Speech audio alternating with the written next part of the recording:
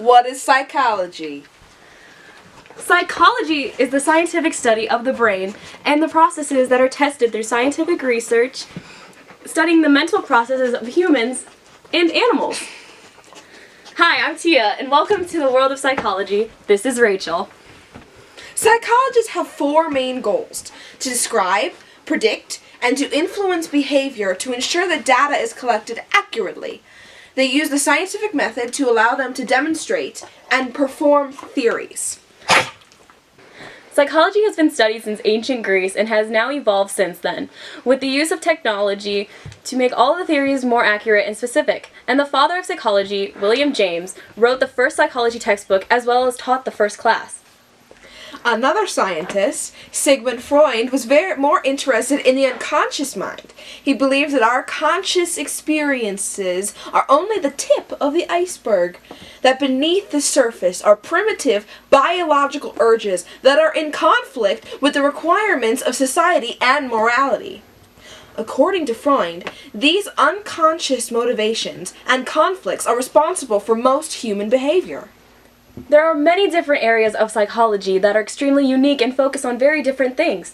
Because of this, there are many different jobs you can get through psychology. You can be a psychologist, a scientist who studies the mind and behavior of humans and animals, a psychiatrist who is the medical doctor that deals with mental, emotional, and behavioral disorders. A few different types of psychology that you can study to become are clinical counseling, developmental, community, industrial, environmental, and many other types of psychologists. Every one of these professions is important and has its possibility to have a large salary. It is a growing field and has its opportunity and freedom. Because psychology has many different branches of science, those who choose to work in it must be able to conduct research. To begin, they must collect samples, which are relatively small groups out of the total population that is under study. The sample must represent the population as a whole, not just specific members. Taking a sample of average weight of women and taking the weight of football players would be very skewed. There are no two different types to avoid non-representative samples. One is to take a random sample, which gives each individual an equal chance, and the other way is to take a stratified sample, which have specific members of a population to properly represent the whole. Research is a naturalistic observation. When a psychologist observes a patient in their natural setting so as to not cause them to behave in any other way than they normally would to interfere with the study. A case study is an intensive study of a person or a group.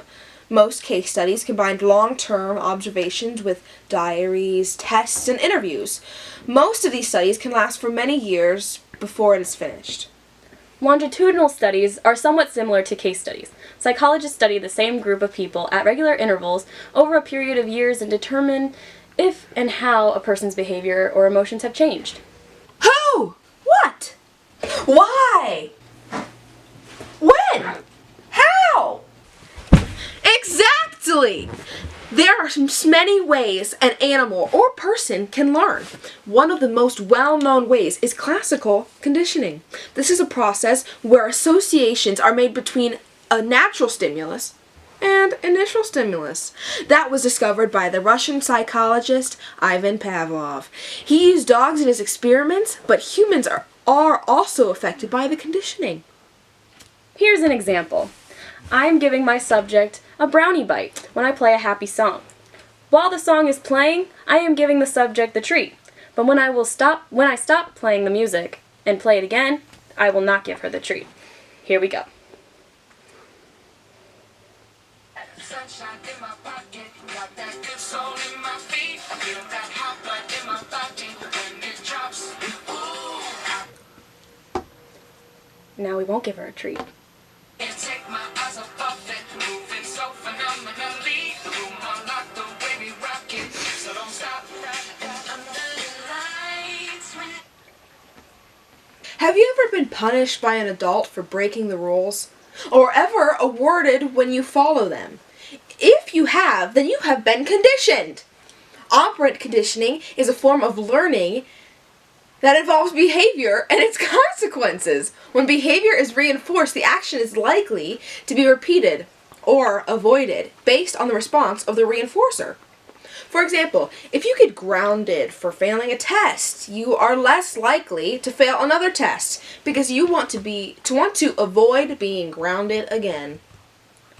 Frequency and timing are vital to operant conditioning schedules. Schedules of reinforcement help determine the effectiveness of responses and the length of time that the behaviors are maintained. Fixed ratio schedules require a specific number of responses before that behavior is reinforced. Variable ratio schedules, however, do not require a specific number of responses, and reinforcement is given randomly. Fixed interval schedules require specific amounts of time to elapse before reinforcement is given. Wow! That was a lot of information. Next, I am going to show you how to remember it all. Let's take a trip down memory lane and learn about memory! Who was your third grade teacher? Who is your closest friend? Who stars in your favorite movie? To recall this information, you use your memory processes. The first stage of memory process is encoding, or aka transformation of information, so the nervous system can process it. You use your senses to encode and establish memories. Here's an example. Rachel is using the sense of touch to establish the memory of pain and is teaching herself not to grab curling irons that are plugged in. That was a burning iron and a lit experience. After encoding the information, it goes into storage, the process by which information is maintained over a period of time. The amount of information stored depends on how much effort we put into the encoding process.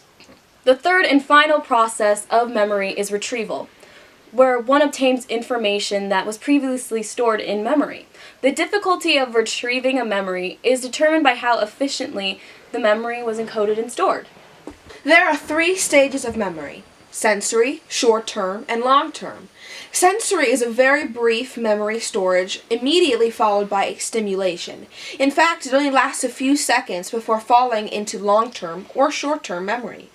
Short-term memory is a type of memory that is limited in capacity and is capable of holding at least 7 items and in duration by the subject's active rehearsal. Finally, long-term memory. This is a type of memory that is the storage of information stored over an extensive period of time. I don't know my name. Tell me who I am! You can also lose your memories in what is known as amnesia. It can result from a blow to the head, other damage to the brain, drug use, or heavy alcohol intake. Next, we'll discuss motivation and emotions, which are things that make us unique. Us people find satisfaction in striving to be the next level of excellence. In the expectancy value theorem, it's explained that our estimated likelihood of success and value is simply how much the goal is worth to you. Meaning, if you want it bad enough, nothing can stop you. Meanwhile, the competence theory tells us that if a task is too easy or too hard, that we do not learn anything. But to improve competency, you have to choose a moderately difficult task where you have the equal chance of success and failure. Moving on, we will talk about the Maslow's hierarchy, where he describes human behavior. 1. Biological, which is hunger, thirst, and warmth. 2. Safety, avoiding danger. 3. Attachment, wanting to belong to something. 4. Seeing oneself as being competent and effective. 5. Self-actualization, being all that you can possibly be. This is all based on human needs. To reach the highest point of the pyramid, you need to fulfill every level. There is an unclear line between emotions and motivations. Emotion works like a biological drive and helps our feelings energize and makes us pursue a goal, which also helps us make decisions. Emotions are the result of genetic learning. Facial expressions are a part of our biological inheritance. Emotional intelligence is the ability to perceive, imagine, and understand for our decision making. Problem solving is very important in our everyday lives. It shows originality and creativity. Cognitive building blocks are the processes of thinking that is distributed throughout the brain, especially in the frontal lobe.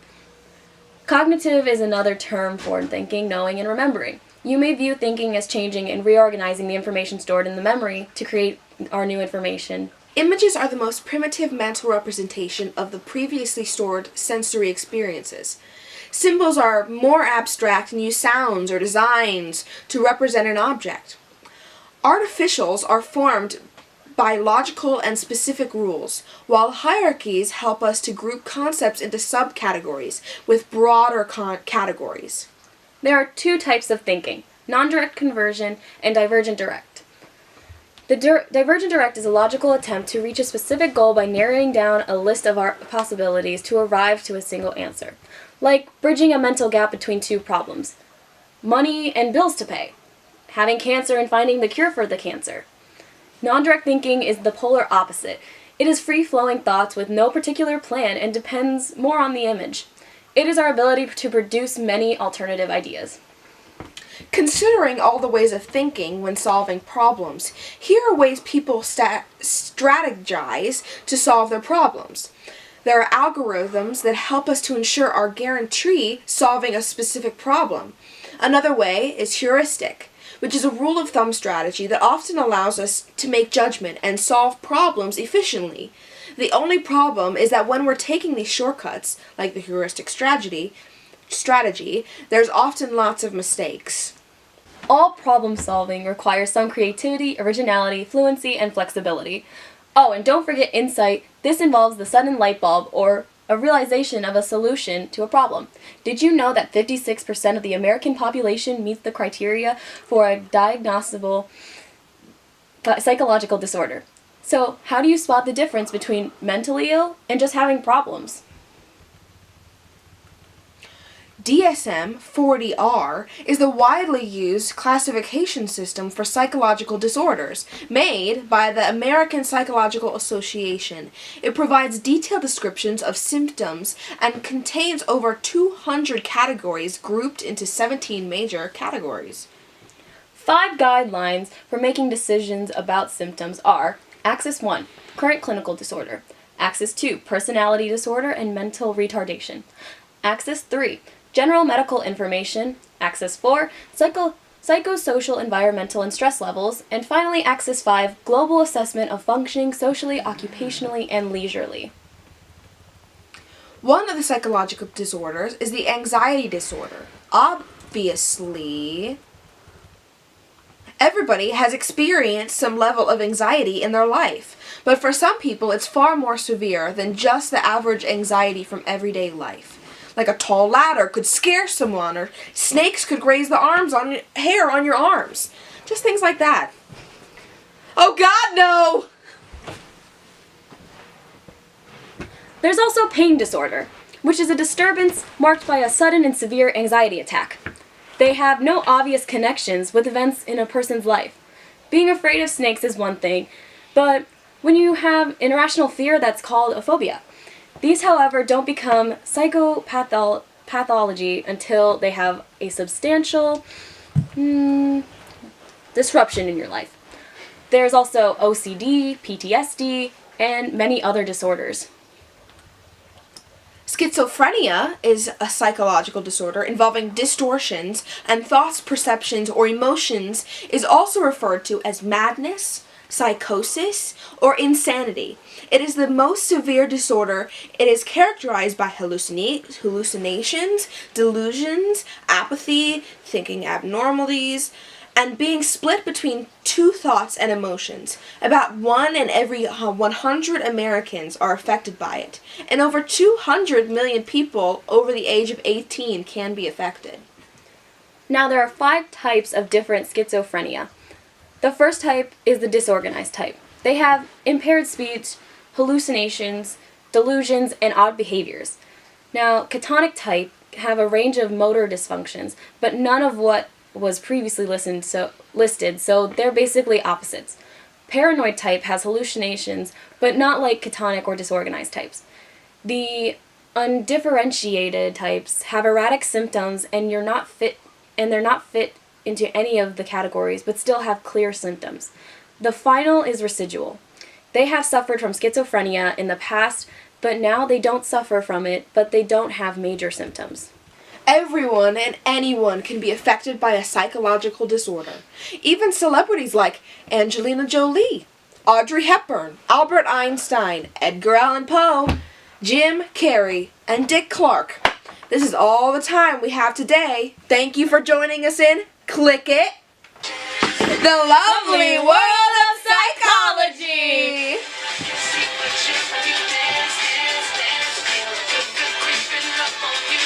Thank you. Bye. Come again. Come again. Bye. Bye. Bye. Bye.